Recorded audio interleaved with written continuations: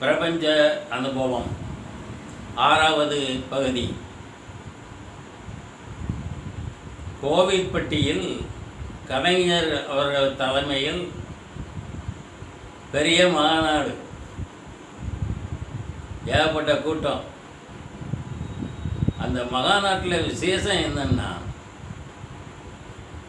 பூரா மத தலைவர்கள் எல்லாரும் வந்திருந்தாங்க. பெரும்பாலான கிறிஸ்தவர்கள், புராட்டஸ்டாண்டுகள், அதுக்கடுத்தாப்புல இந்து மத தலைவர்கள், பிறகு முஸ்லீம் மத தலைவர்கள், இப்படி எல்லாருமே வந்திருந்தாங்க.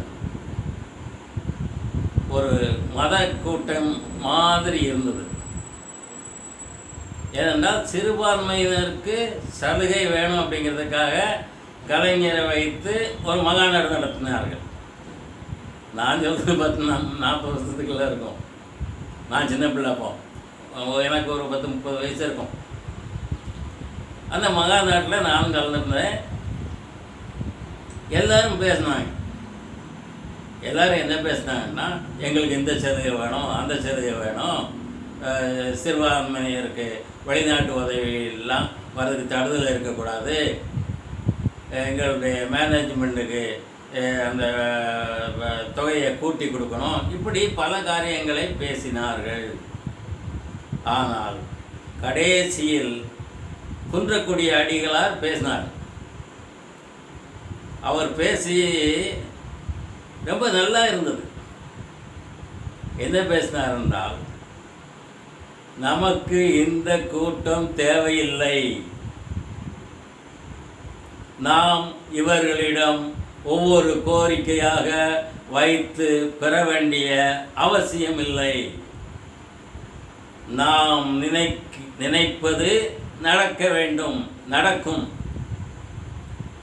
அதை விடுத்து நான் இப்படி ஒரு கூட்டத்தை போட்டு அவர்களோட எனக்கு அதை கொடு இதை கொடு நாம் கெஞ்சி கொண்டு இருப்பது சரியல்ல. நாம் ஆன்மீகவாதிகள், நாம் நினைப்பது நடக்கும், தெளிவாக சொன்னார். அப்போ எனக்கு அர்த்தம் புரியல. ஆனால் இப்போ புரியுது அவர் சொன்னது. நம்ம என்ன நினைக்கமோ அதுபடி பிரபஞ்சம் கொண்டு வரும். ஏன் நம்ம இது கூட்டம் போட்டு கேட்டுக்கிட்டு இருக்கணும் அப்படிங்கிற அர்த்தத்தில் அவர் சொன்னது. ஆகவே நாம் இந்த பிரபஞ்ச அனுபவத்தை நீங்கள் பெற்றுவிட்டீர்களே, ஆனால் நீங்கள் நினைத்தது கண்டிப்பாக நடக்கும். அதற்காக எந்த கவலையும் பட வேண்டாம்.